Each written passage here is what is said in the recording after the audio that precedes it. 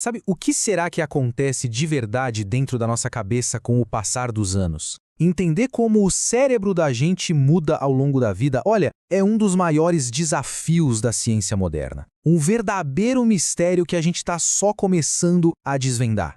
E é daí que parte a nossa grande questão. Por que é tão difícil assim estudar o cérebro envelhecendo? Bom, essa é a pergunta que a gente vai tentar responder aqui. É quase como uma história de detetive da ciência, sabe? Onde a vítima é o tempo e a cena do crime, bom, é a própria matéria do nosso pensamento. Então vamos lá. Para começar, um fato que é super importante. O envelhecimento, por si só, é o maior fator de risco para doenças neurodegenerativas, tipo o Alzheimer. É isso mesmo.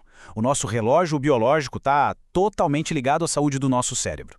E olha, não adianta só olhar para o cérebro como um todo, como uma coisa só. Para desvendar os segredos do declínio cognitivo, a gente precisa chegar mais perto. Bem mais perto. Precisamos observar as células cerebrais, os neurônios ali em ação, porque é lá, nesse nível microscópico, que as respostas mais importantes estão escondidas.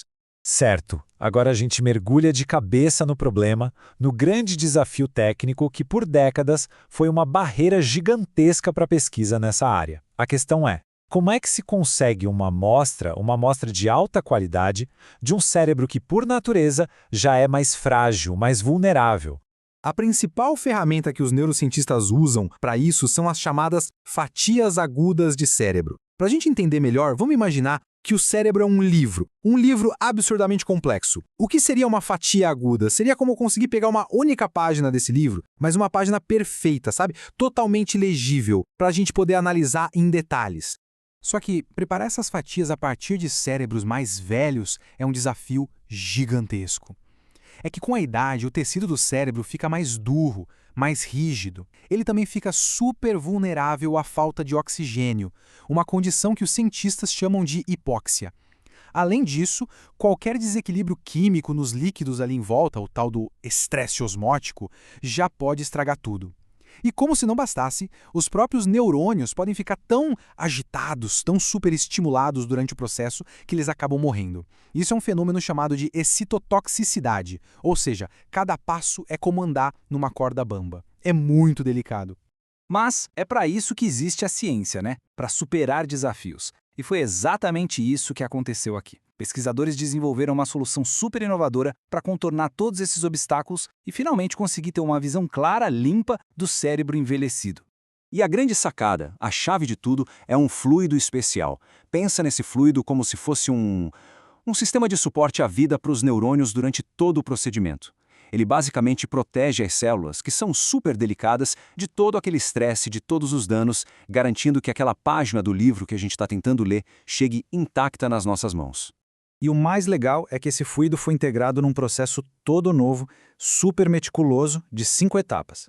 Começa com a preparação de tudo, das soluções, das bancadas, depois vem a perfusão e o isolamento do cérebro, aí o procedimento de fatiar mesmo, a recuperação do tecido e, por fim, a avaliação da plasticidade. Ou seja, do início ao fim, cada passinho foi pensado para proteger o tecido cerebral. A ideia é garantir que ele chegue lá no microscópio na melhor condição possível. E aqui a gente vê exatamente como isso funciona na prática, no mundo real. Não é só teoria, sabe? É um procedimento prático, tangível, que torna a ciência por trás de tudo isso muito mais concreta.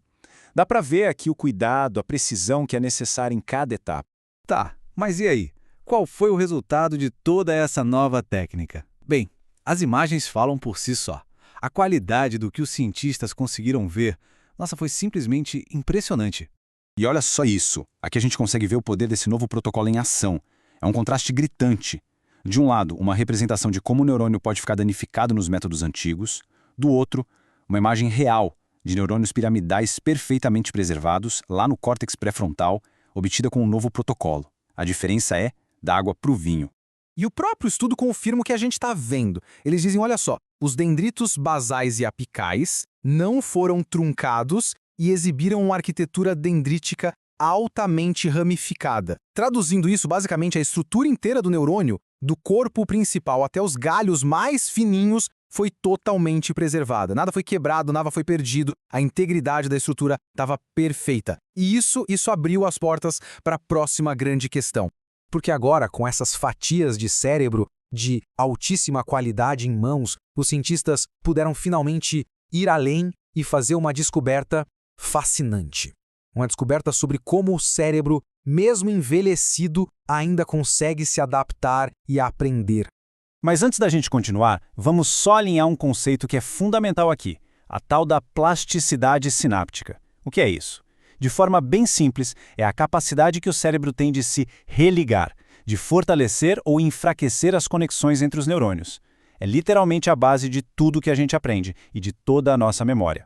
Então, para testar essa capacidade na prática, os pesquisadores usaram uma substância química, a forscolina, para meio que forçar a plasticidade a acontecer. Foi como se eles dessem um comando para o cérebro, dizendo: ok, cérebro, me mostra aí como você se adapta. E aí eles ficaram observando a resposta, tanto nos neurônios jovens quanto nos envelhecidos. E aqui vem a grande revelação do estudo. Acontece que tanto os cérebros jovens quanto os envelhecidos ainda têm plasticidade. Sim, eles ainda são plásticos, só que eles expressam isso de maneiras diferentes. Olha que interessante, nos cérebros jovens, as conexões se fortalecem de duas formas, aumentando a frequência dos sinais e também mudando de formato, de tamanho. Já nos cérebros envelhecidos, elas se fortalecem só de uma maneira, aumentando a frequência. É uma diferença que parece sutil, né? Mas que é profundamente significativa. Tá, e daí? Qual a importância disso tudo no fim das contas? Por que é que desenvolver um jeito melhor de fatiar cérebros é uma notícia tão grande para a neurociência como um todo? A questão é a seguinte: isso não é só sobre uma única descoberta, é sobre ter uma nova chave mestra nas mãos. Esse protocolo agora dá para os cientistas do mundo inteiro uma forma confiável de estudar o tecido envelhecido. Isso permite análises muito mais detalhadas de como as sinapses funcionam com a idade, o que, claro, abre portas gigantescas para a pesquisa de doenças como o Alzheimer. E mais, a técnica pode ser adaptada para estudar outras partes super importantes e vulneráveis do cérebro, como o hipocampo. É um verdadeiro divisor de águas. E tudo isso nos deixa com uma última pergunta, que é a mais animadora de todas, né? Agora que a gente tem essa capacidade de olhar para os neurônios envelhecidos com uma clareza que nunca tivemos antes, o que mais a gente vai descobrir? A porta foi aberta, e a exploração dos segredos mais profundos do nosso cérebro, essa tá só começando.